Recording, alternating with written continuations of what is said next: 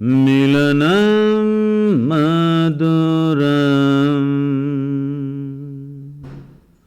smaranam karunam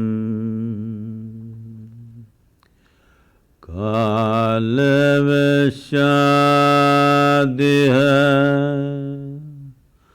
sakalam karunam samayadipate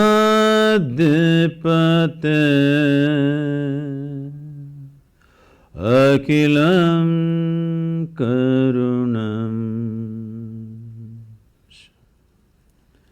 Good evening. Good evening, everyone. I said good evening. I thought you're not on talking terms with me already.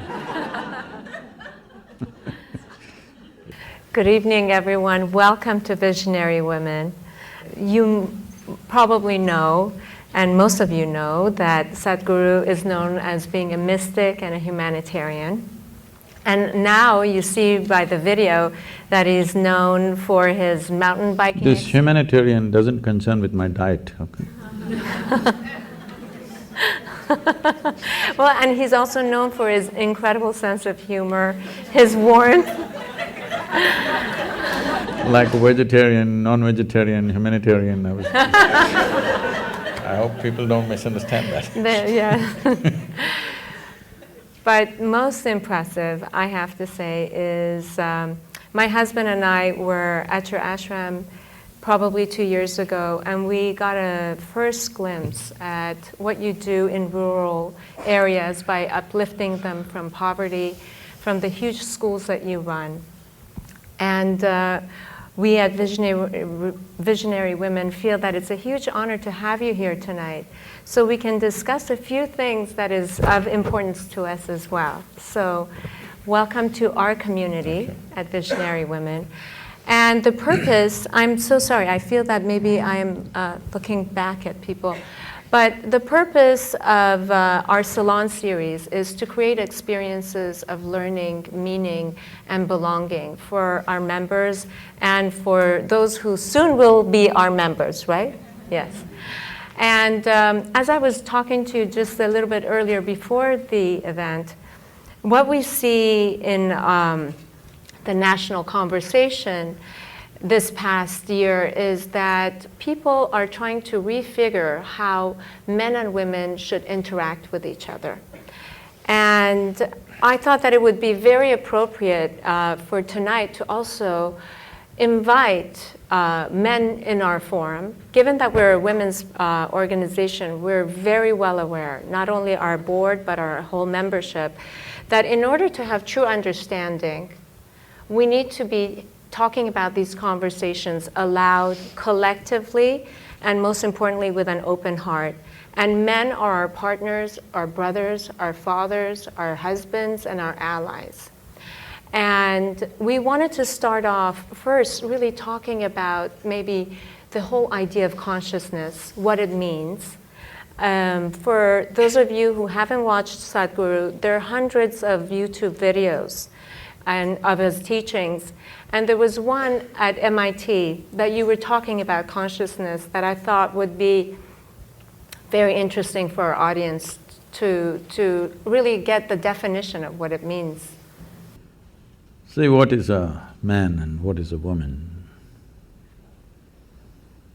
is a small difference that nature has introduced into a species just to address a certain aspect of our life, essentially to address the reproductive aspect. When I say reproductive aspect, we all exist because somebody reproduced. Hello? Yes. Is it okay? If nobody was drawn to anybody, if nobody felt a bit horny, we wouldn't exist. Is this a guru speaking? We wouldn't exist, isn't it? Yes. Let's come to terms with this. We don't exist because out of their love for children they produce, no. They felt horny, and here we are.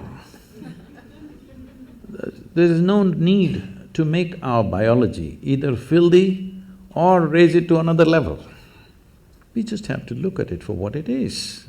We have to come to terms with our biology, first of all. It's the most rudimentary thing, but unfortunately that's not happened to most human societies, that we have not come to terms with our biology. Body parts are ruling our minds. Yes? So it's from that context that you see this problem evolving, how to work together. I'm saying, please, if you find some gap in what I'm saying, because in a brief little bit of time, we are trying to say some profound things. Yeah. If you find a gap, you must ask a question, you must not conclude against me, okay? I can fill those gaps, but I'll create some gaps because to go quickly. Essentially, why should it matter to you? Whether you… right now, you're a man or a woman, why should it matter to me? These things matter only in bathrooms and bedrooms. Why right now it should matter to me whether you're a man or a woman? Why can't I just treat you as just one more person? Hello? This is not against anybody, because we have made human biology so big in our minds. It's become so big because we have not accepted the fundamental biological difference. Yes? Because for thousands of years, religions and philosophies have been telling you what's wrong about your biology, how the fundamentals of your biology is not okay, how the fundamentals of your biology is sin. Because of this, we came to a certain level of resistance about human biology, particularly a woman's biology. Because of this, these things have become big, because the nature of human mind is such, whatever you resist becomes the biggest thing in your mind. Right now, if I tell you as an experiment, next 10 seconds, nobody should think of monkeys. Try, please. You will only be thinking of monkeys. So this has become a crazy thing in the world. We have made human biology into such a big thing, a small difference between man and woman. We made it into such a big thing in our minds, we can't keep it down for a moment. Everywhere, wherever you are, you have to be conscious about somebody's body parts. Why? I can understand a 13, 14, 15-year-old boy, when you were 10, 11, everything was fine. Suddenly a little bit of your hormones hijacked your intelligence, and after that you just look like this. Every little bump on somebody's body looked like a world by itself. Till then you were quite okay. I think that happens at a certain point, but at least by 20, you must fix yourself. Again, you must become normal, you must be able to look at a human body just as it is, without giving it all kinds of meanings. This is what consciousness means, because consciousness is an intelligence beyond your physiological and psychological structure. See, when we sit here, your body is your body, my body is my body. No way these two things can be one. People try hard, but it never becomes one. Only when we are buried, we become one. In the soil, we become one. But as long as you and me exist here, that's your body, this is my body, very clear. That's your mind, this is my mind, very clear. These things will never become one. We can agree on a few things, but my mind is my mind, your mind is your mind, isn't it? But there is no such thing as my life and your life. This is a living cosmos. You have captured some, I have captured some, that's about it. If you… depending upon how much you capture, that will be the scale and scope of your life. This got nothing to do with anybody's biology. Biology is just a small physical difference, just to facilitate one aspect, continuation of human race, isn't it? Otherwise we could all be made one way. If there was no need, if some seeds fell out of your ears and children would come out, then we wouldn't need this difference. So this difference is to accommodate one aspect of life. If you and me are not connected in that aspect of life, I have no business what you got on your body. Yes? You have no business what is me and I have no business what is you. The question is, if we're doing something together, well, do you make sense or do I make sense to you? That's about it. But biology has become a very big thing. One reason in the working spaces and, work areas, I think this is only in America, maybe this is the second generation of women. Or really I can say this is really the first generation of women who really stepped out to work in every arena of life. That's so almost everywhere in the world. In India also it's very new, it's in the last 25 years that women are really stepping out to work. This has happened not because of some liberal revolution that happened, this has happened simply because of technology.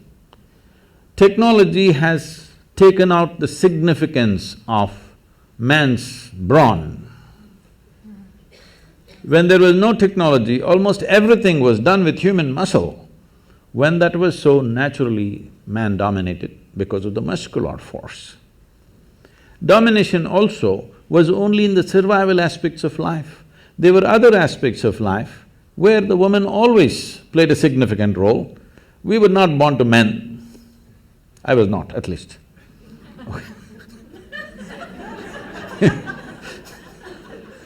So, they always played a significant role, but roles were divided because economic aspect of life was largely muscle-powered. So, men dominated. Now with technology, muscle is of no great significance in today's world. So, naturally women are coming into this space. This should happen as simple evolution. No fight is needed, no revolution is needed. Once you see muscle is not significant, women will fill those spaces. It's anyway happening. There is no need to make a big thing about it. Exploitation. If you're talking about exploitation, I want you to understand, still we are as a civilization, we are still in that level of crudeness of mind. It's not just women, anything weaker than us we exploit. Yes or no? Every creature on the planet we're exploiting, aren't we? Hello? Not just women, children are beaten. Why? Just because they're small. Hello? Why do you think children are beaten by a lot of people? Simply because they're smaller than you. If your children were bigger than you, would you go and beat them? So, exploitative nature of who we are exists in all aspects of life. When it comes to women, probably that exploitation turns into takes on a sexual tone. But fundamentally what needs to go is this urge to exploit anything and everything which is little weaker than me. That should go. If that doesn't go, people will find devious ways to do the same damn thing. You can do as much as you want, you can fight as much as you want, but people will find devious ways to do the same thing, isn't it? So this urge, if somebody is little less stronger than me, I have to mess them in some way. This has to go. If this has to go, the most fundamental thing is just this, because today it's about consciousness. What consciousness means is, see, you have a body. Your body is just a heap of food that you've gathered over a period of time, yes? What was soil became food, what was food became flesh and blood, here we are. Most people don't get this till you bury them. If you get it now, you can transform your life. Otherwise, one day anyway we'll get it from the maggots, but that's late. So what you accumulate can be yours, cannot be you, isn't it?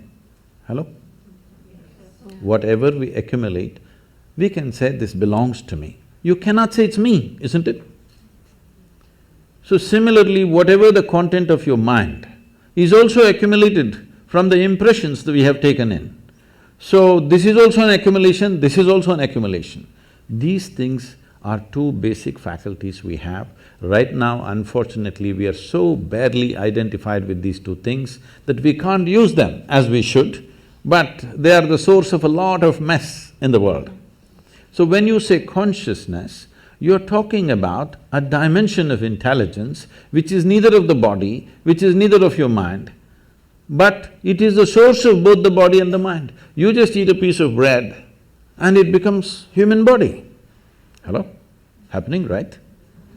If I take a piece of bread in my hands right here and turn it into a human body, who would you think I am? Huh? Magician? Did you see a magician making a baby?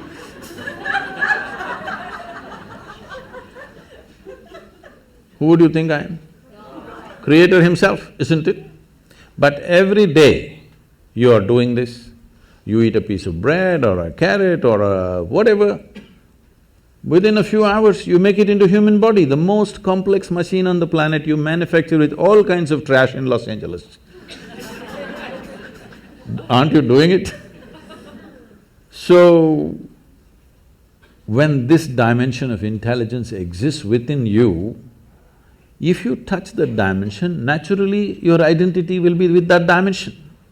Right now, the only problem is human experience is limited to their biology and their psychological structure. Physiological and psychological structures are the only two things you have experienced. Because of this, your identities are there. Because of this body part difference between the same species has become such a big deal. But do you feel that men and women have different essences? Do they have… you've talked about the masculine and the feminine principle. Could you tell us a little bit about that? See, we should not misunderstand masculine with male and feminine with female. Female and male is a manifestation. Masculine and feminine are two fundamental qualities in nature, because physical nature in the universe happens between polarities. So one dimension of polarity is masculine and feminine. You may be a woman, but you may have more masculine in you than a man. You may be a man, you may have much more feminine in you than most women. So the question is not about being male or female. Being male or female is just a biological manifestation. Masculine and feminine is the basic polarities, which is the basis of physical creation here. So, if you want to be a complete human being, it is very important both masculine and feminine are there within you in equal proportion. Only then you are a full-fledged human being, otherwise you are a skewed human being. In this skew, you will misunderstand everything. In this skew, you will become a very limited possibility of life. If you might have seen these images probably because of the yoga studios and other things in California. You will see in India, Adiyogi, or he is known as Shiva, he is seen as the ultimate man. He is the ultimate man not because he is a super macho, he is ultimate man because one half of him is a woman. Have you seen these images? One half is a very athletic man, another half is a full-fledged woman. So his body itself is one half man and one half woman. In yoga, this is called as Pingala and Ida, two dimensions of your energy within you. Only when these two things are in balance, you have a proper perspective of life. Otherwise, you have become a very biological entity. Biology is a basis. Biology cannot be the peak of who we are. So I do know that you have a quote that says that whether you're male or female, if you're not in touch with the feminine, you don't enjoy the finer things in life. So is the feminine principle things that are more receptive?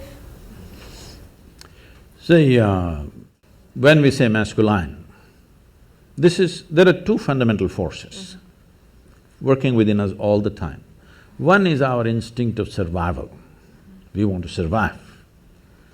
We can take survival to different levels, but essentially the instinct of survival is this one wants to, this limited entity wants to survive and do well.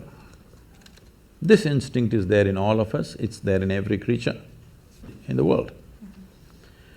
Another dimension is, there is something within you which always wants to expand. When you are in a survival mode, you want to build walls around yourself. Boundaries are important. If you let your dog loose on the street, you will see he goes on peeing all over the place. Not because he has some urinary problem, I'm sorry, I'm not able to look at you.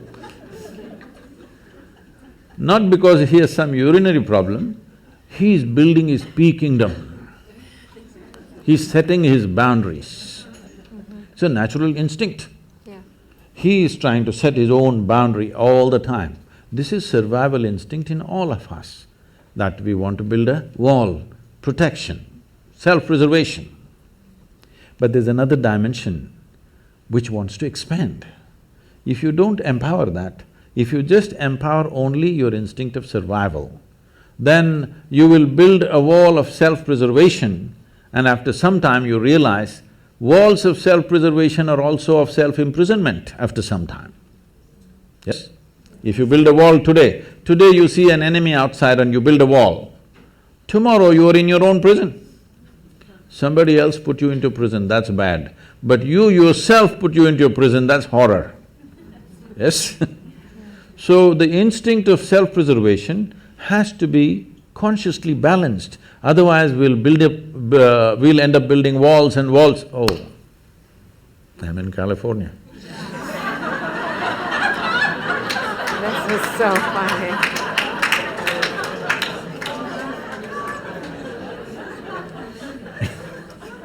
No, I was not making a political statement.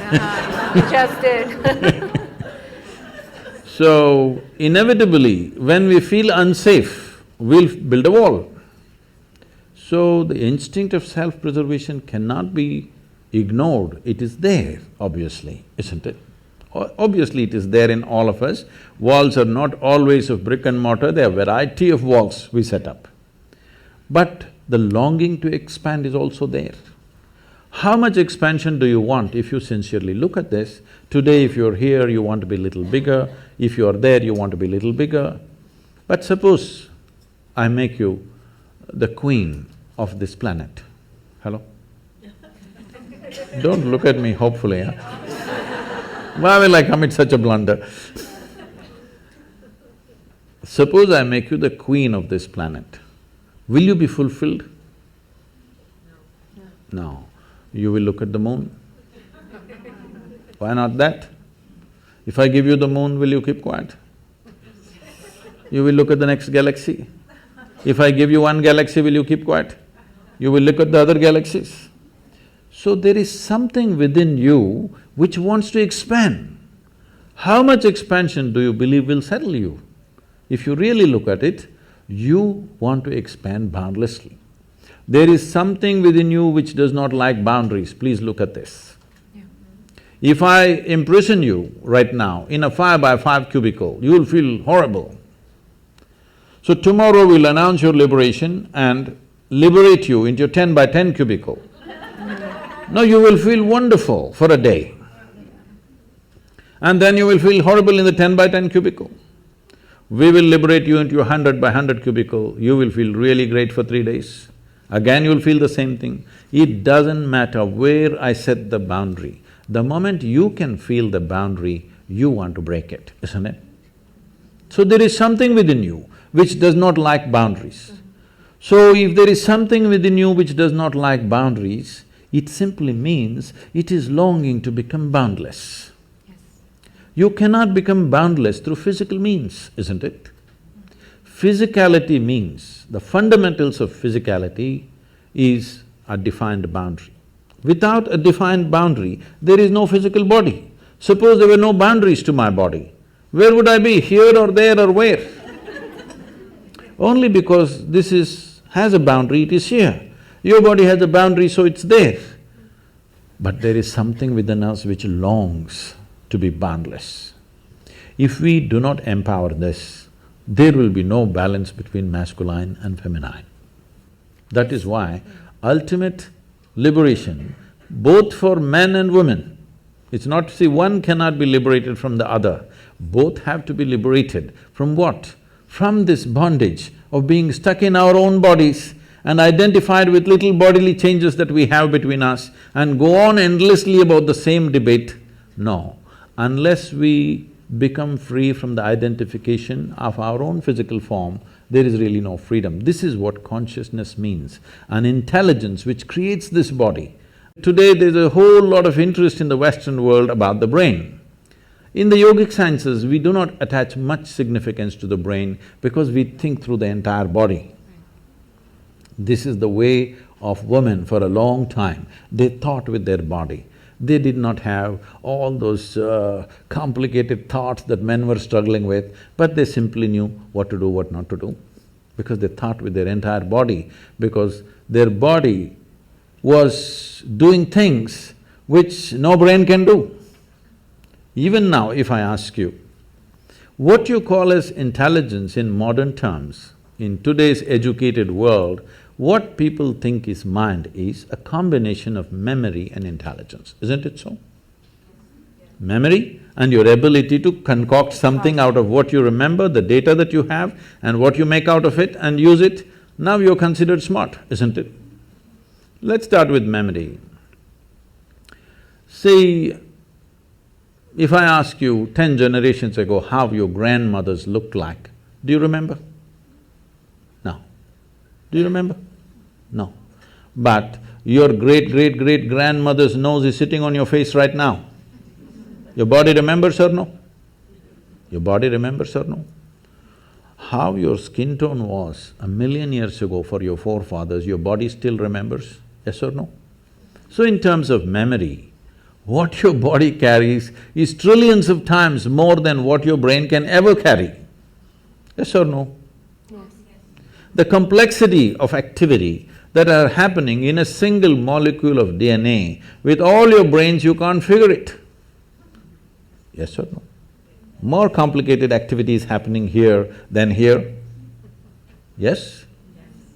So, this is a body of intelligence. The question is, can you employ it or do you just run on one thing? In the yogic sciences, we look at human intelligence as 16 parts. So this is like a 16-wheeled truck, but you choose to drive it on one wheel. Very strenuous. So you will see educated people are the most stressful people on the planet because they are driving a 16-wheel truck on one wheel, very difficult. Their intellect, their thought is the only damn thing they're trying to use, and it's very difficult. You don't have to think through everything. You know, can I tell a small story? Yes, please. My great-grandmother lived to be 113. Wow. Okay That's not the only achievement she had. She got married when she was 14. And those days in India, an unmarried girl cannot use tobacco, but once she is married, she is free to use tobacco. So on the first day, she exercised her right to use tobacco, and she lived in a certain way. People started saying, she's a devil of a woman. Not because she did any harm to anybody, simply because if she laughed, the whole street shook. Like that she laughed. Those days, in those societies, women were not supposed to laugh loudly. They're supposed to laugh in a controlled way. Only street women laughed loudly, family women laughed very… At least when men were there, they did not laugh, because there was nothing to laugh about.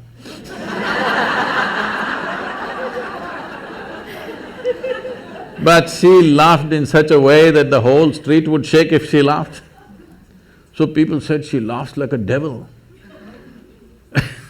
Always, unfortunately, this is the whole thing. The devil is a laughing one. God is a dead serious one. It's your choice. So, she lived wild. Wild means, at the age of 67 or 68, she lost her husband. And then she decided, this is a very large land-owning family. So she moved out from the family and built a small temple with her own hands in somebody else's land. Somebody else means another family's land, not without permission, with their permission, but she was family's disgrace, because this family owns hundreds and hundreds of acres of land, and she sets up her stupid temple in somebody else's land, the whole family, oh my God, she's ashamed. And she built a temple, not for any god, she sat there. She is the main piece. No god, she just sat there and people started visiting her. And slowly, this following grew for her and she'll just live there. When we went there for vacation, she would come to see us. She was an incredible woman, she just captured me in a certain way simply because one thing, she laughed. Another thing, when I met her, she was over 100 years of age and her hair, full hair below her knees. She would leave her hair loose and dance like that. So I just liked… she was freaky. With her you could do anything, nothing was wrong. With everybody else is constantly trying to tell you what's right, what's wrong, what's right, what's wrong. With this one woman you could do what you want and she was fine. And sometimes, she would be crying and laughing at the same time. I'd ask, what's happening with you? Are you crazy? Everybody says you're crazy. Why are you crying and laughing at the same time? She would just burst into a hoot of laughter and say, someday you will know, and she would laugh. And I would see her like this.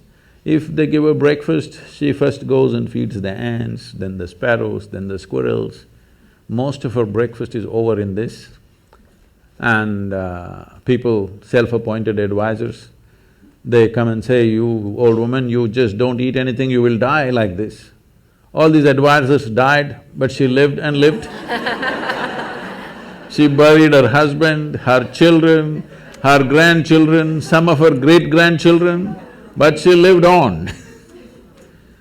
And many times I've seen her, after having fed the ants and everything, she would simply sit there, not even eating this little breakfast she has, tears flowing down her cheeks. And I would ask her, what's wrong with you? Because, I thought she's very emotional about the ants because I was 5, 6 years of age, I was going stamping the ants and she was so emotional, she never stopped me from even killing the ants, though she was feeding them. And then I asked, what's wrong with you, why? She said, she would say, I'm full. I don't know what the hell she was talking. It took me another 20 years to realize what she was talking about. So for me, she became the symbol of feminism for me. She was the ultimate woman because she fulfilled everything that she's expected to fulfill, but she was never a part of that nonsense. She was always beyond that. And this is because not you have great thoughts. Thoughts are very rudimentary stuff in human life. This must be understood, I'm sorry. Because I'm being introduced as a thought leader, I'm getting scared of that. See, thought is happening only from the limited data that you have gathered in your head, isn't it so? But there is something more phenomenal happening all across, isn't it? Hello? The intelligence of the creation is functioning right now here, is it or not? Yes. If you can transform a piece of bread into a human being, that means the very intelligence of the source of creation is throbbing within you right now. Instead of identifying with that, we're unfortunately getting identified with what we accumulate, with the car we have, with the house we have, with the relationships we have, with the body we have, with the accumulated knowledge that we have. We have gotten identified with things that we have acquired rather than being identified with the source of who we are. So this is what consciousness means, but this will not come by thinking differently. You must touch that dimension beyond physiological and psychological process. This is something that must happen. When that happens, there will be no problem about who is a man, who is a woman. Could you please tell us how we can touch that dimension?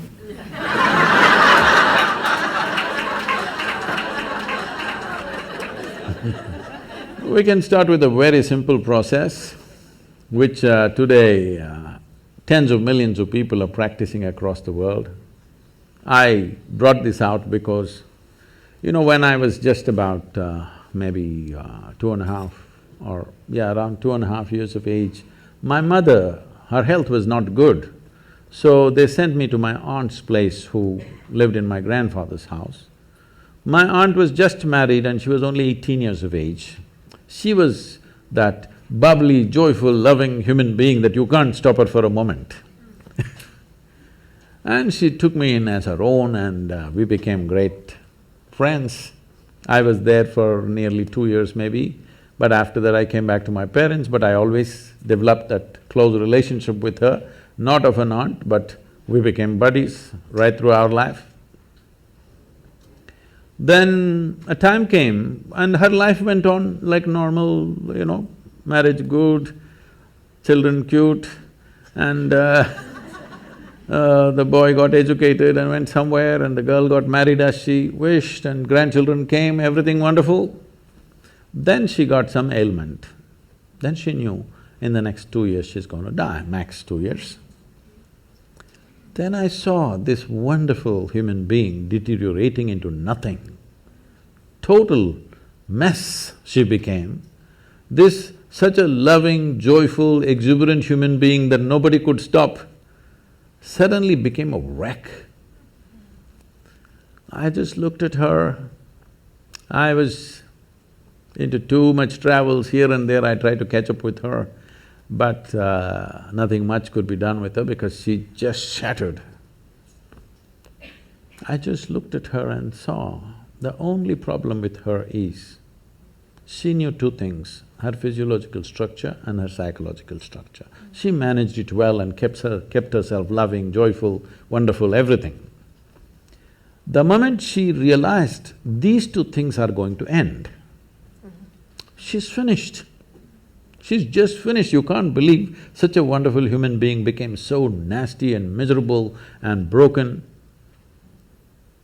At that time I thought, this is something that needs to happen. So we started what is called as, in Tamil Nadu, we started this Urusuttu Anmikam. This means one drop spirituality. Everybody must have at least a drop of something which is beyond your body, which is beyond your mind, something within you which is not a concoction of your mind. A place to stand beyond physiological and psychological process must be there in every life. As a part of this, we launched what is called today being practiced by many people.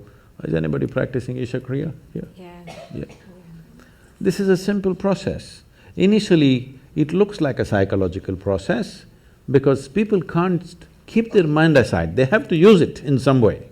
So we are going through the psychological process, but if you go deep enough into it, if you sit here, your body will be here, your mind will be there, what is you is little away from that. Once there is a little distance between you and your body, between you and your mind, this is the end of suffering.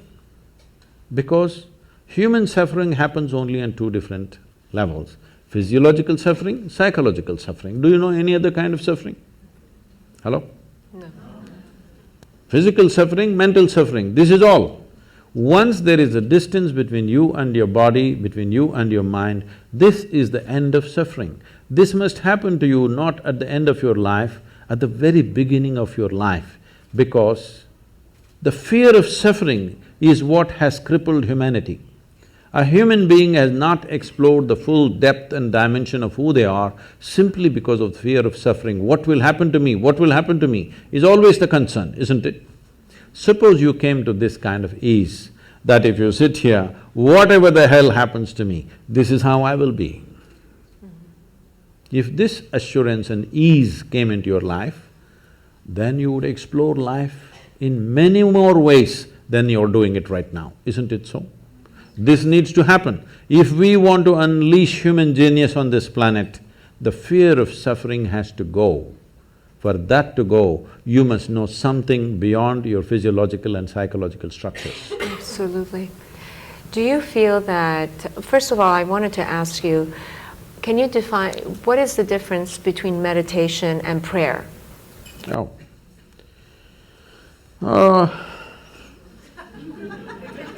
You're trying to get me into trouble. Yes.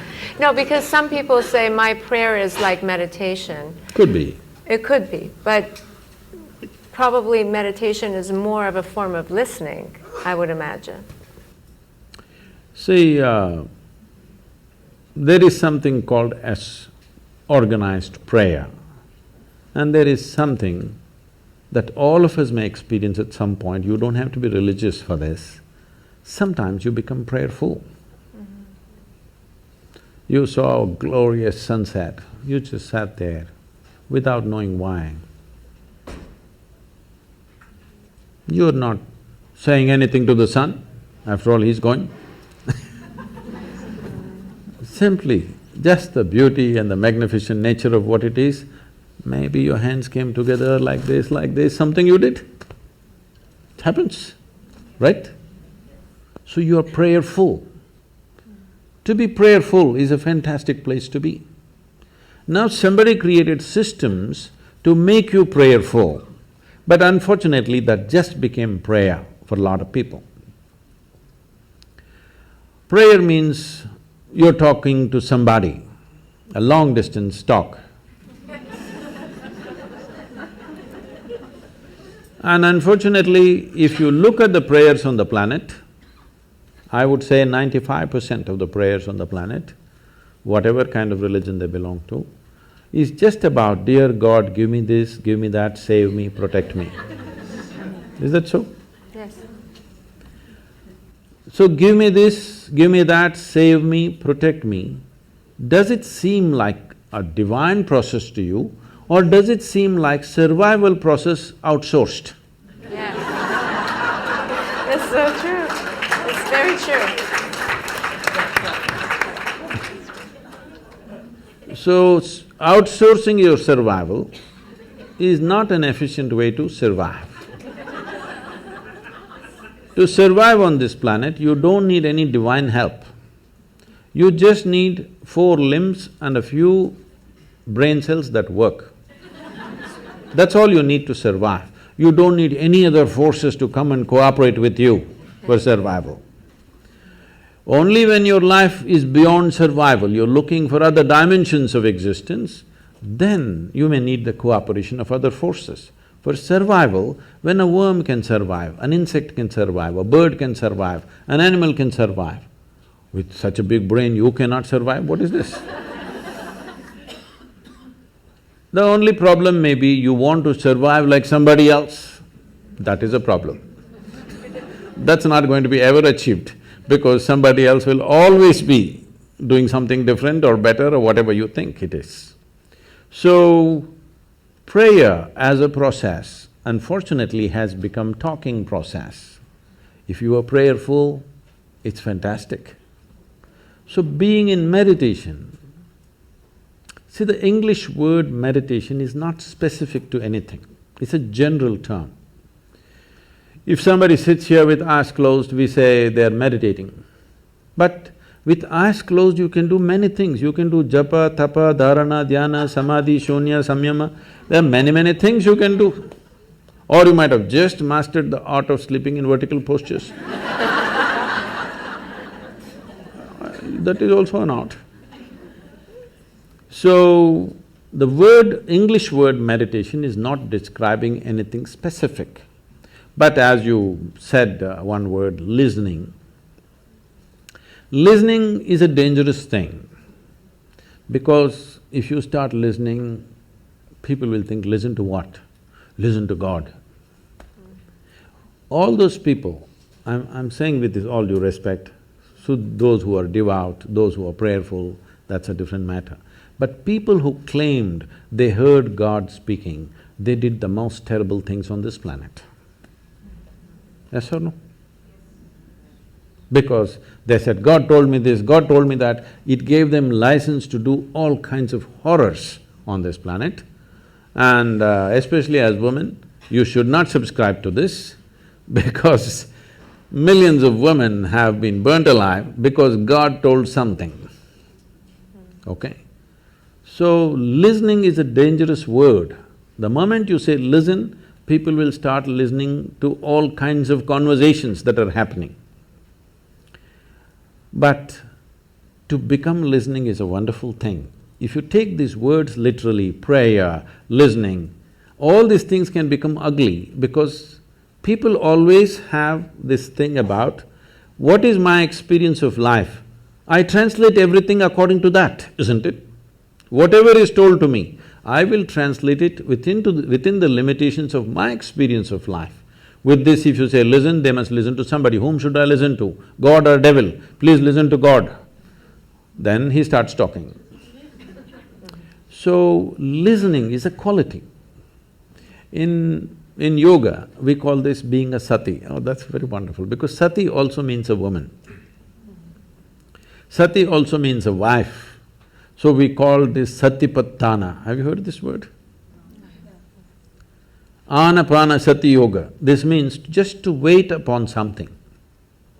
Because they saw in ancient societies, women had a certain quality of waiting which made them very special. Because it's not like today, if a man goes out every 7 minutes, you can keep track of him, you can put a GPS tag on him, where is he going, what is he doing. Every 7 minutes he has to message back where he is. Those days, either on business or war or expedition, they went out. You never know whether they're going to come back or not come back. You're holding children and sitting here with all kinds of forces around you, and everybody knows your man may not come back. It's always possible he won't come back. But they waited. That waiting had a very special quality, because in waiting there is an eternal quality. In doing, all doing has a beginning and an end, isn't it? Yes. Waiting has an eternal quality. So this quality in the yoga we refer to as sati. Sati means wife and a woman. The feminine is called sati, and this is the quality of waiting. In a way, it's listening. You're just willing to be with life. Now you understand it's not all about messing with it. There are some things we do and rest we wait. It's like pregnancy. Some things you did, rest you wait. Life happens. I'm going to ask one last question, and I'll turn it over to our audience for questions. But you were talking about willingness, and Visionary Women is a volunteer-run organization. And I know that every single person who is here is giving their time to one organization or another. And the fact that you have 9 million volunteers, and you were talking about the relationship between volunteerism and willingness, and that it's through willingness that you uplift your consciousness, if I'm quoting you correctly, or I'm understanding it. In some ways talking about how it could be a doorway to becoming a bigger person than who you are. See, before we come to women, first thing is visionary. What a vision means is, see, everybody has desires. Desire is an incremental way of enhancing our life. Today you desire, I must have a home, tomorrow you desire, I must have this money, tomorrow you desire something else. These are incremental ways of arranging and rearranging our lives, which are needed to do a few things. When you say, I'm a visionary, what you're saying is, I have a larger desire, which is not about just incremental improvement of my life. Desire is about me always. Vision is an all-inclusive process. So, this itself is a phenomenal thing. If people, instead of having desires, if they have a vision, vision is always all-inclusive. Desire is personal. Desire leads to incremental changes and improvements. Vision can transform the whole situation.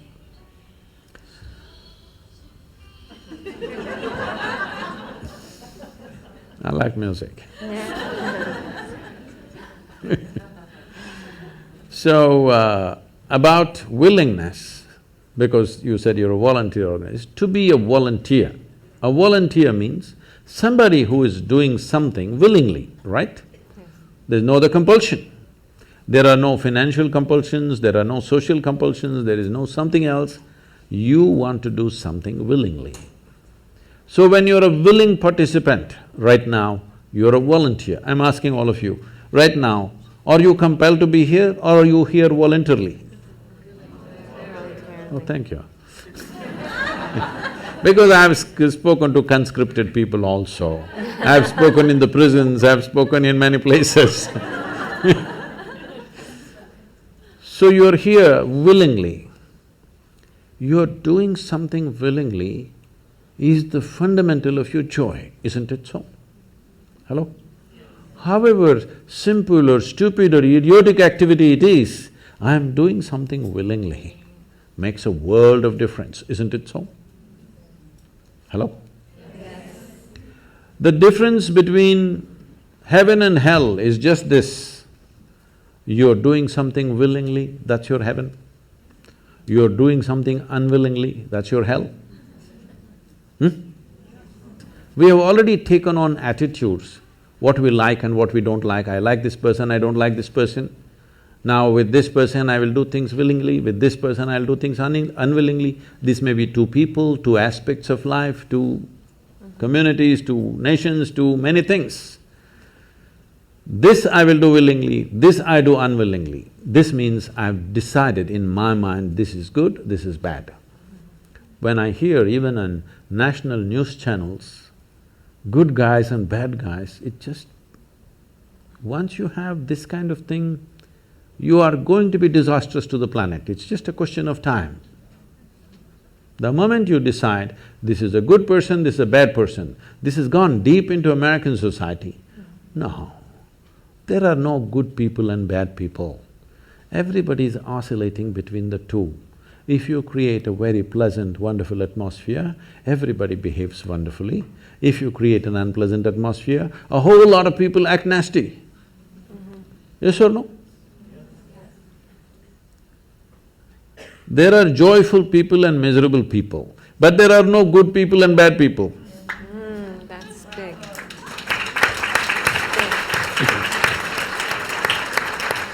The moment we think we are good, we are entitled to destroy the bad, isn't it? Yeah. Oh, we've been destroying a lot of people for a long time. Time to stop that.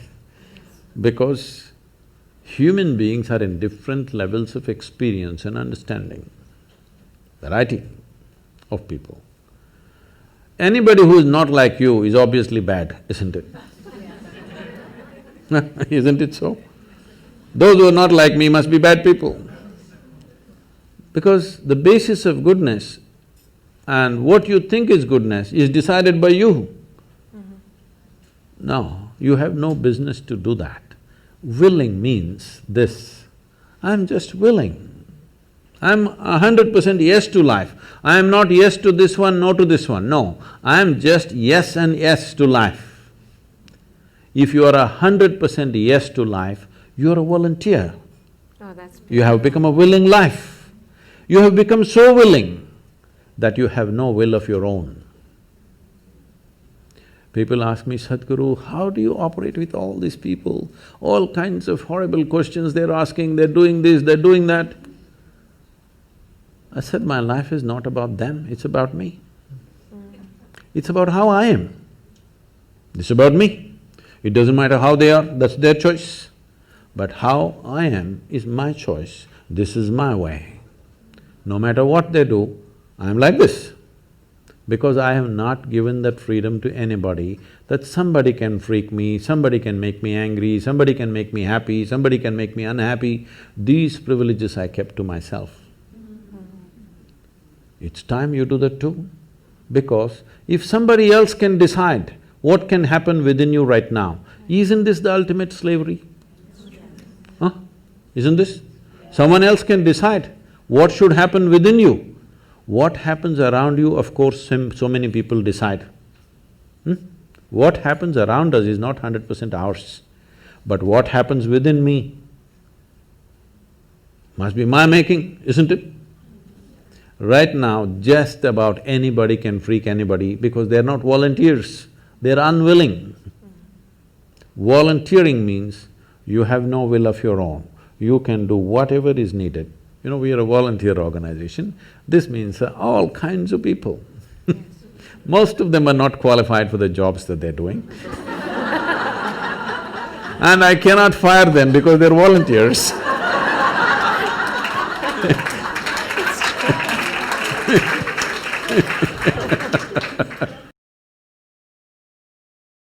Daily basis, Sadhguru, I can't work with this person, she's so horrible, I can't do it.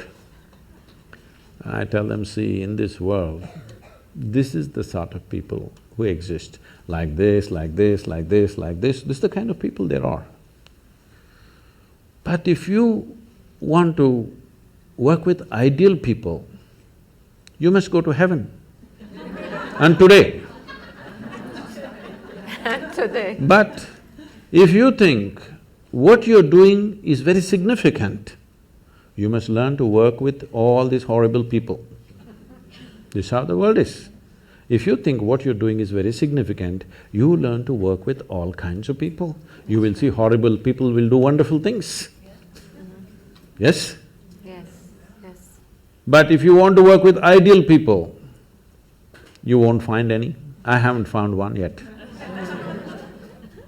There are all kinds of mixed bags. Yes. But if you are willing that you are not yes and no, yes to one, no to another, you're simply one big yes, you will find a way. I love that. Thank you so much. That I always say that it's the resistance to life. We have questions?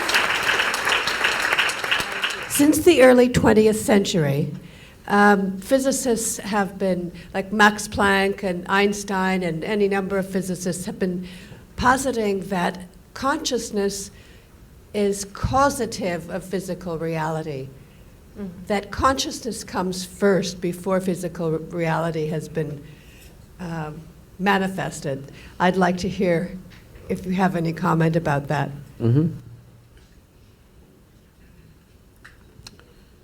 I'll need a few minutes for this question. Yes, please. I'm sure, at least when you were in school, you blew some soap bubbles, did you? Soap bubbles? Yes. Somebody got this big bubble, somebody got that big bubble, somebody got this big bubble. Same soap, if you give it to two people, one person blows that big bubble, another person gets only this big bubble. Hasn't it happened? Yes. Because something so simple as blowing a bubble needs a certain dimension of attention. Those who have the necessary attention can blow that big bubble. Those who don't have, they get these tiny bubbles going. Something's that simple, same soap. So, when my bubble is floating and your bubble is floating, that's my bubble, this is your bubble, clearly there. Then of course, after some time it goes poop. When it goes poop, there is no such thing as my air and your air. But when it was encased in the bubble, 100% my bubble and your bubble. Yeah. Just like that, this bubble and that bubble. Now, whether you got to blow a big bubble or a small bubble determines many things. The scale, scope and profoundness of your life simply depends on how much life you captured. You can call it life or you can call it consciousness. Consciousness is a highly corrupted word, particularly in California, because people are using that for just about everything. But they will continue to use that word because I'm trying to reclaim it. We can call it life also because the only reason… Right now, are you alive? Hello, all of you? Yes. Some of you are not saying anything, I'm asking you. Are you alive? Yes. How do you know you're alive? Now stop your breath for a minute, are you still alive? So, how do you know you're alive? You're conscious, isn't it? Suppose you became unconscious, would you know you're alive? No. So the only reason that you know you're alive and you're alive is because you're conscious. So what you call as consciousness or what you call as life are not two separate things. So, I did not know about physics talking about consciousness. I knew Einstein said something vaguely, because I'm, as you see, I'm unschooled. So I did not go as far as Einstein to study physics, but I paid attention to this piece of life. I paid attention in such a way, as I paid more and more attention, I realized that the problem is in the nature of our faculties. See, right now, if I show you my hand, if you see this part of my hand, you cannot see this part of my hand, isn't it so? If you're hearing sound, you cannot sense the silence. If you're in silence, you cannot feel the sound. If you're in light, you cannot feel the darkness. If you're in darkness, you cannot feel the light. The human faculty of sense perception, of seeing, hearing, smelling, tasting and touching, this is how you know life. All these things are always happening in comparison with something else. Comparison means, what you know by comparison is good enough for survival, but not good enough for knowing the nature of what it is. This is the problem that modern science is struggling with and will continue to struggle with, unless… I'm very glad to hear that early 20th century they said consciousness is the basis, but still we are in early 21st century, but still we have not moved towards consciousness, we are still studying physical things forever. People are studying the brain. I was with that European project called Blue Brain, and they're building a huge massive computer brain, which is like about 3 times this hall, full of computers, and they had built some 18% of the human brain. I said, see, I got all packed here, you guys… Such a big thing. No, we're studying, that is fine. You are very excited about the intelligence and the million functions that are happening in your brain.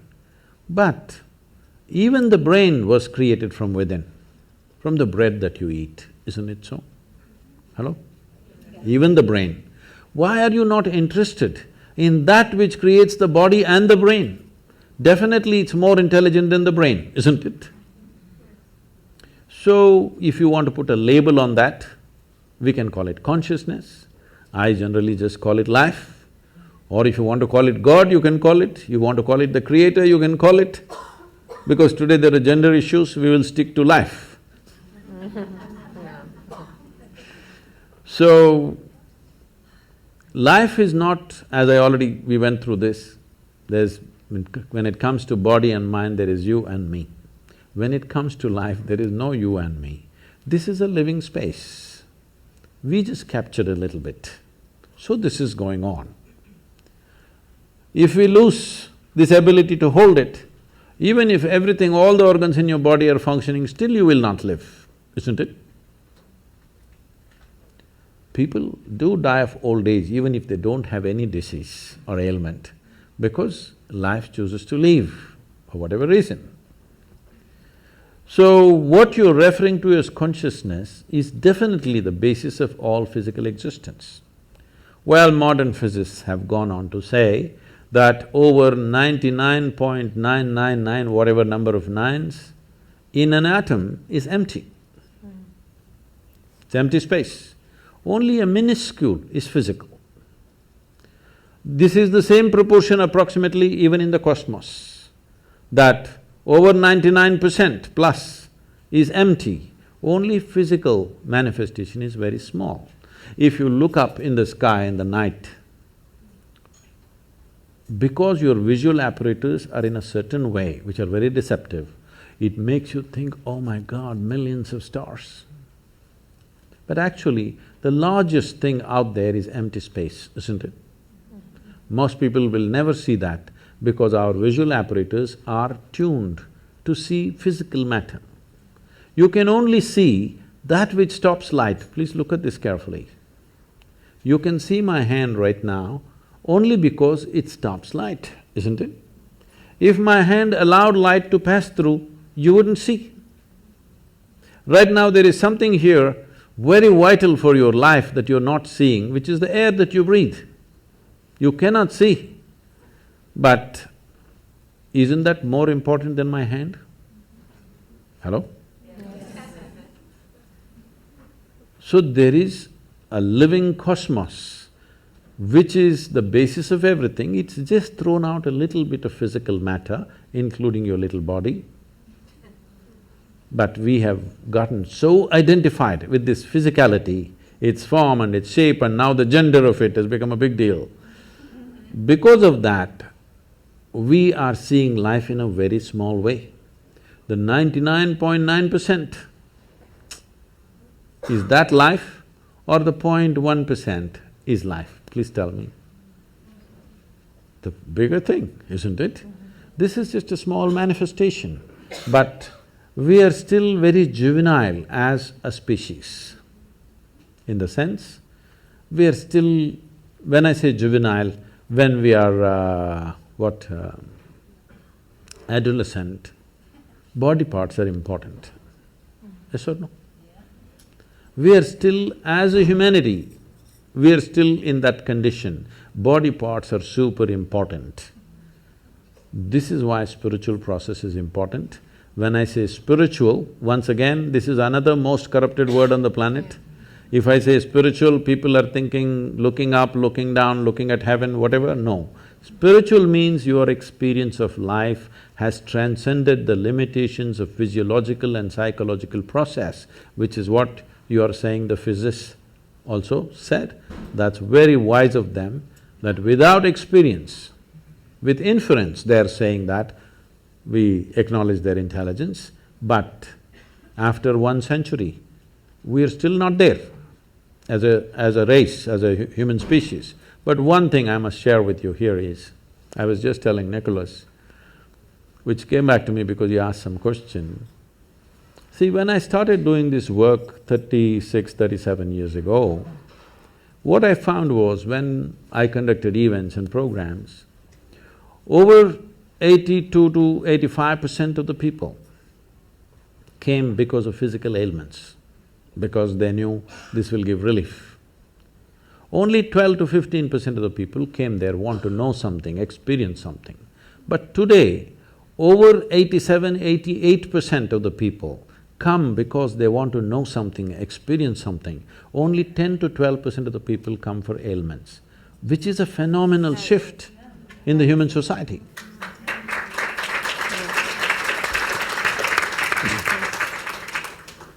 Could we have one question from that side of the room? Good evening, welcome to Los Angeles. Thank you for your time. The question I had was, you mentioned to be free, you have to be stepping outside of the body and the consciousness. How do you achieve that, to have that freedom? That was my question when No, but how do you achieve that separation when you step out of the basically physical body and the consciousness?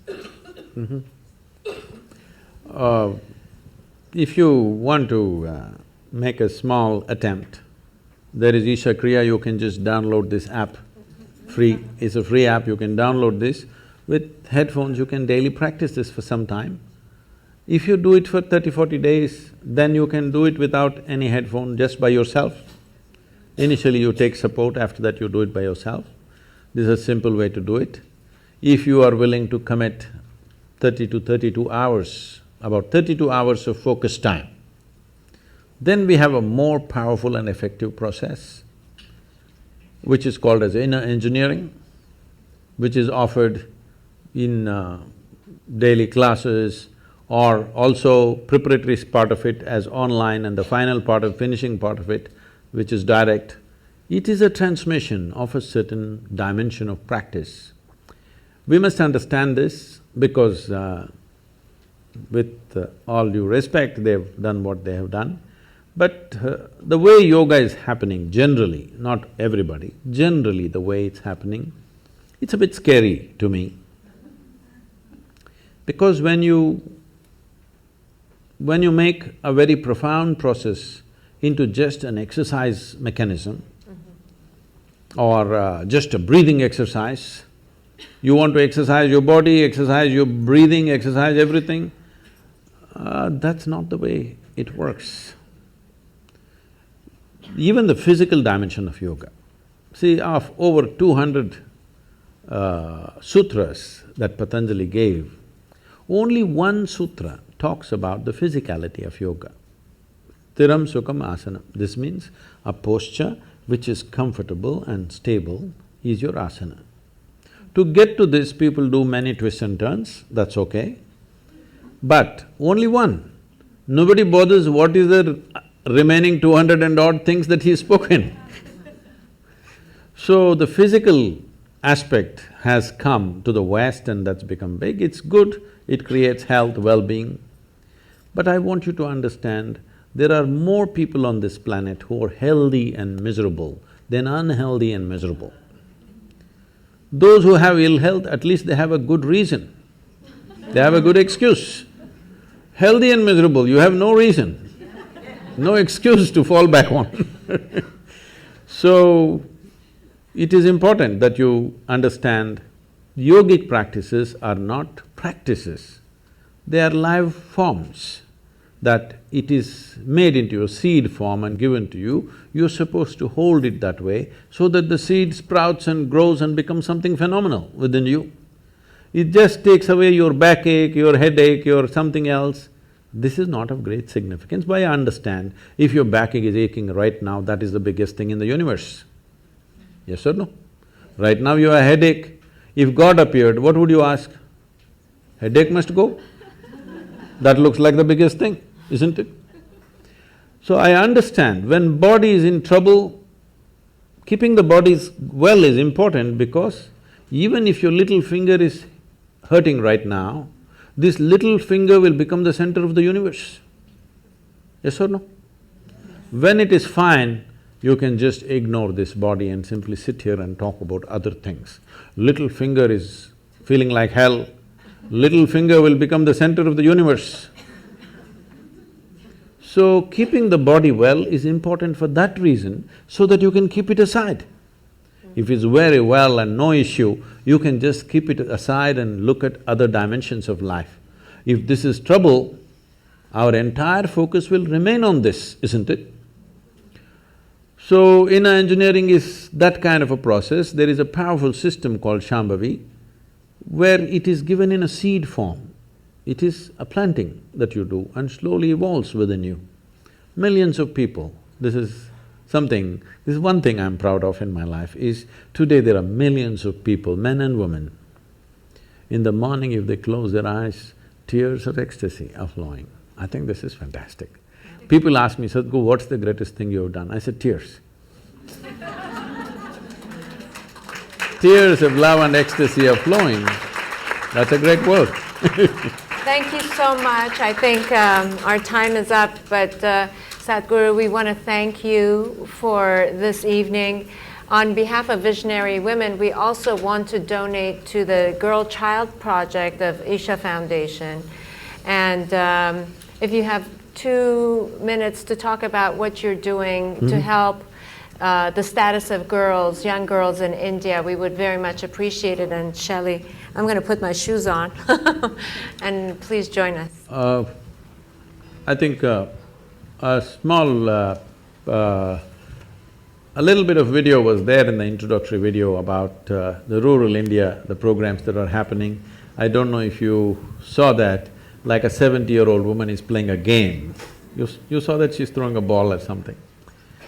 So this is a movement we started about 17, 18 years ago. And today, the next event is coming on 9th of December. I'm there for that event and over 10,636 men and women are participating in the event, that is, as players. Over 150 to 200,000 people will be there as spectators. The people who are playing are just ordinary men and women, especially women in rural India have never played a game in their life. After they're probably 7, 8 years of age, they never played a game. But now they're coming out and participating in a public tournament in front of everybody, it's on the television and ministers and celebrities are coming there to give prizes for them. It's an exhilarating experience for them. One thing it did was, it leveled out many differences of lines of religion, caste, creed, we leveled it out with these simple games. And in our schools in rural India, in very remote places, we have schools where at least 43–44% of the students are first generation going to school.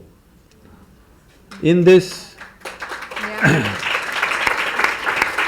right now the average school-going children, about 61% are girls. Because in our schools, we have made sure the girls are safe, there are proper bathrooms for them, and there is a culture where they are respected and not made fun of, and there are small things about biology which is the basis of our birth, but unfortunately we think it's some kind of funny thing. These things we have leveled out, we've created different culture in the schools, so the parents feel very comfortable, their grown-up girls going to school, in this kind of school where the atmosphere is healthy. So this we are trying to bring, and we've created 12 schools where we incubate teachers, and we've adopted over 4,600 schools, government schools, and we are operating in them. This is making a big difference for the girl child, because first thing I do is, we make our people committed volunteers to go and visit the bathrooms. How are the bathrooms kept? Because bathroom decides whether the girl goes to school on particular days of the month or not. The quality of the bathroom decides whether she goes to school or not. And if she doesn't go to school on those few days, next day when she goes, it's a kind of a joke all over the place. It's like… it's very unfortunate, but this happens. So, first thing is, when we adopt a school, first thing is, I send most important people in the organization to go visit the bathroom. I don't care how the classroom is, how is the bathroom? It is important.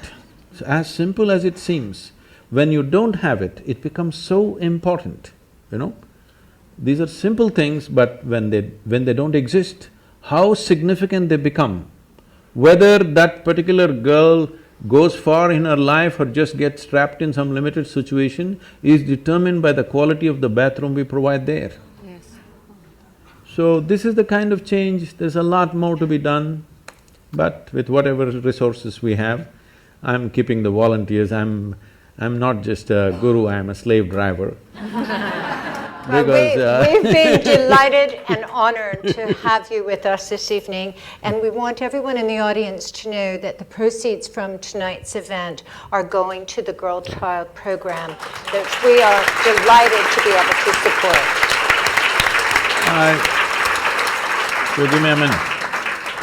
So we must understand this, what we call as human life is just a certain amount of time and energy. As we sit here, since the time you came in, all of us are 2 hours closer to our graves. Yes, time is… it's not time ticking away, it's our life ticking away, yes? We are mortal life, limited amount of time. This is our time on this planet. We are a generation of people who are empowered like never before. No generation ever in the history of humanity was empowered the way we are empowered. Our ability to communicate, our ability to do things in the world. So we have the possibility that we could become the greatest generation ever, or we just sit by and let it flow, because if you sit also time goes, if you sleep also time goes, if you create something wonderful time goes, if you don't do anything time goes. That's right. Yes? Time is not stopping, nor can we roll it back, nor can we slow it down, nothing. Our life is just going away. This is our time on the planet. We must make this the best generation ever. For this we need consciousness. We need to identify with something bigger than our body and our brains. Only then we will do something fantastic, because we have the necessary tools of technology in our hands. Today if we speak here, we can speak to the entire world, which was never before possible. Please, let's make it happen.